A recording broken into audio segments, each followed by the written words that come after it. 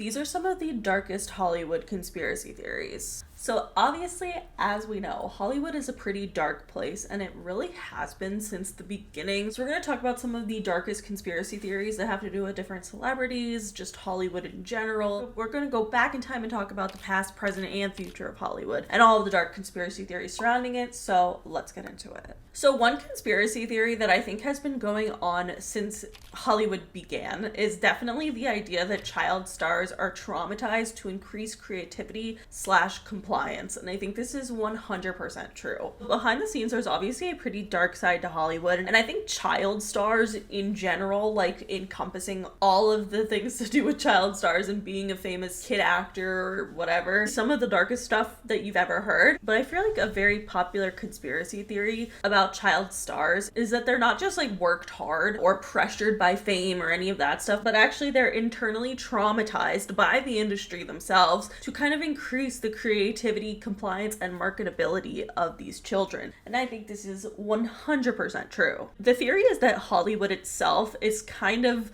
obviously to us it seems magical. We've red carpets, flashing lights, all of that stuff, but it's definitely not as glamorous as you think it is. And especially when you think about the conspiracy theory, the industry is literally put in place to break down kids psychologically so that they can be molded into the perfect adult celebrity. No.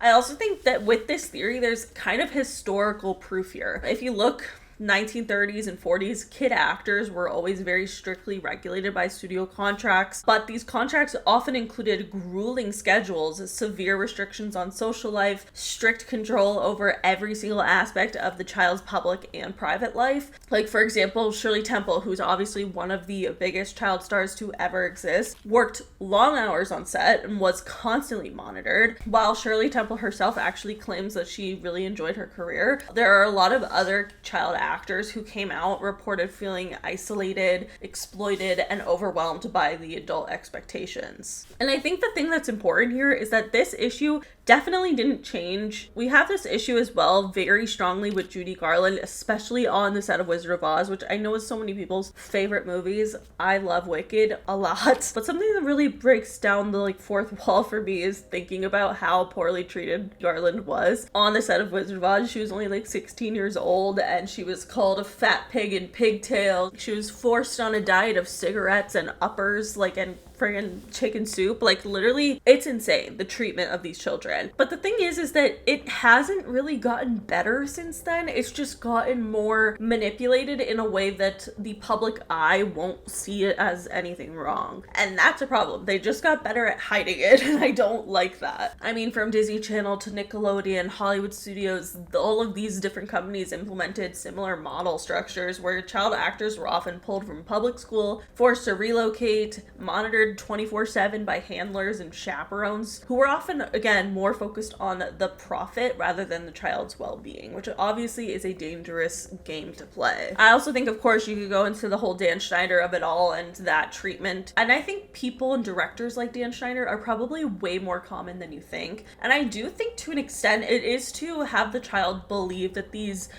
expectations and rules and all of this regulation that they have is normal. They will be curated into the perfect adult actor. I mean, Drew Barrymore is a really good example of this. She was definitely taken advantage of by Hollywood, yet she still ended up following the perfect mold and the perfect route to be still a relevant, profitable actor in today's day and age. And I think that is a really interesting thing, especially when you see Drew Barrymore's show. I feel like the way that she talks and navigates topics like this, it's very clear that she was very traumatized by Hollywood as a kid, which again, it's always an interesting choice to me when I see people who were traumatized by Hollywood as a kid but then still choose to be in the industry. But also it is their love, she loves acting, that's the one thing that she wants to do, so it's kind of hard. But it is definitely a very dark concept. And I also think it's interesting how many former child stars kind of have that trajectory of intense early success to breakdown to substance abuse or withdrawal from the spotlight, and then they come back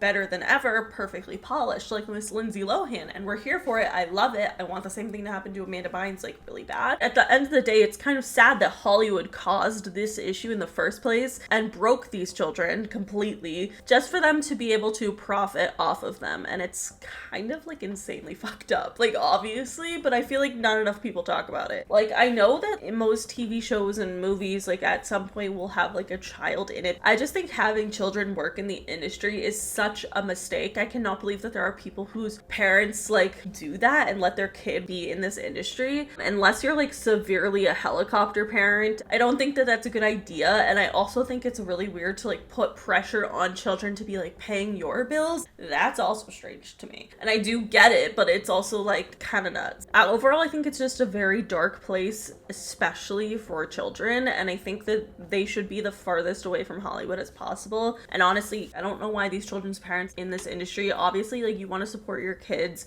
dreams, but I don't know. I just feel like when the industry is so dark and so out to get you as a child, like, it's just not worth it. It's really not. The next theory I want to talk about is, again, one of these things that just feels more true rather than a theory, and it just kind of shows the dark side of Hollywood in general, and it's about the hidden SA in Hollywood power circles. So it's not really a conspiracy theory at this point that Hollywood turns a blind eye to abuse and assault, and I just think it should be talked about more. I think there are so many predators in Hollywood that are constantly being protected, and it's pretty sick, obviously. Like Harvey Weinstein, the fact that he worked for such a damn long time before people were calling him out and like finally talking about the shit that he's done and all the terrible things and all the abuse that he contributed to, that's disturbing. The fact that he went on that long and people knew about it and just did nothing, it's crazy to me. It's actually bonkers that like there are so many instances of, and imagine the amount of people that we don't know about. Imagine that. I mean, they got freaking Matt Lauer, P. Diddy. Nobody is safe here. Like, I genuinely believe that. Pretty fucked up. I also think that regardless, like without a doubt, this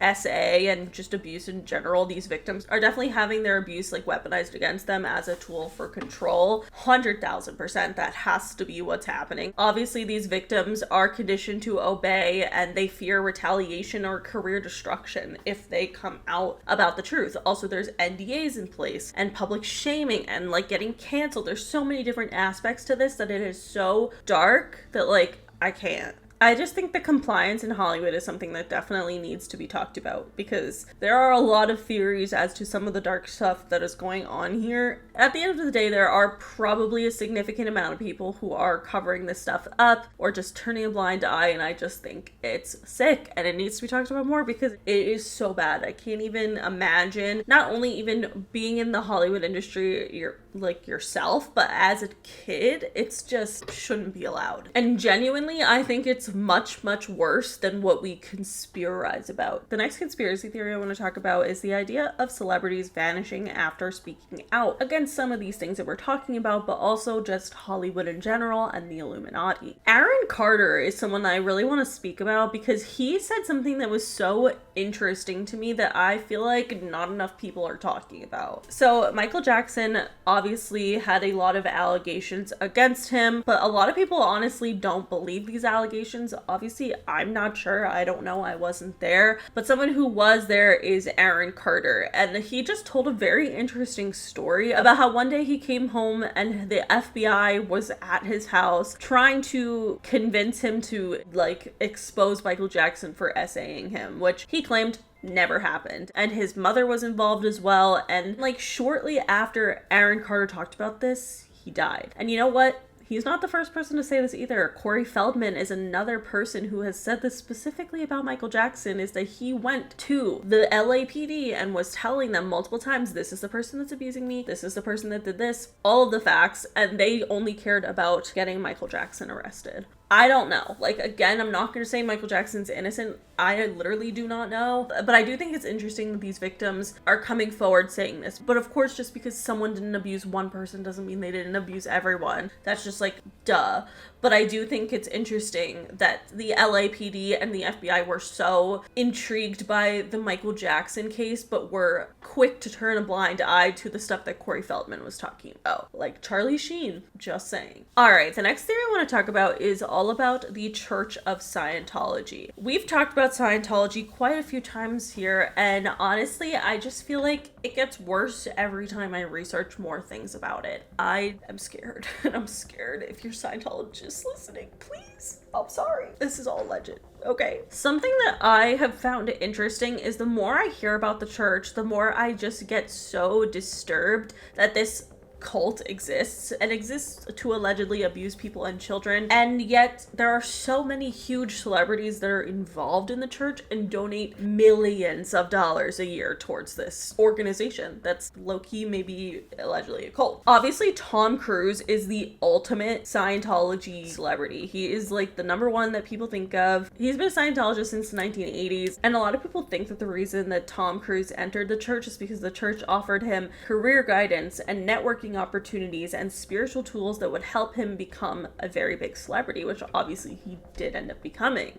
I just think when you think about Tom Cruise, and especially when you think about him and Katie Holmes' marriage, and how a lot of people think that the Church of Scientology literally held auditions for wives for Tom Cruise and ended up landing on Katie Holmes, that's dark as hell. It's dark. And you know what? I think the way that Katie Holmes got out of this relationship speaks volumes. So a lot of people have conspiracy theories about the way that Katie Holmes got out of her marriage to Tom Cruise in 2011. I think this theory is really true. So there is a theory that she had been quietly planning her divorce for months and taking extraordinary measures to ensure privacy and safety and full custody of their child, Suri Cruise. Katie Holmes had secret consultations with lawyers, private undisclosed getaway apartment, secret bank accounts and communication devices, and strategic plans for leaving Tom Cruise without alerting the church or the public. But the issue here is that the Church of Scientology is up everyone's ass. They are aware of what's going on, so how the hell did Katie Holmes get away with having a secret apartment, lawyers, and all of this stuff without the Church of Scientology knowing? Because they'd allegedly be tapping the phones, they'd be trying to do everything. The answer is Adam Sandler, which is cute.